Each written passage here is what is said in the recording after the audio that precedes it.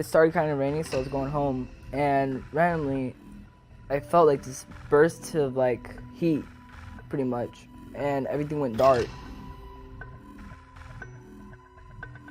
And it just felt like needles, like just constantly being stabbed into me. I can't exactly explain why he doesn't have any outside burns, but it is fairly consistent with the lightning strike.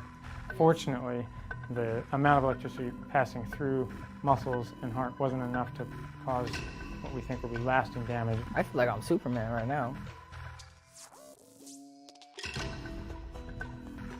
Of course I think I'm looking. Like, shout out to God, because if it weren't for him, like, I'd be dead.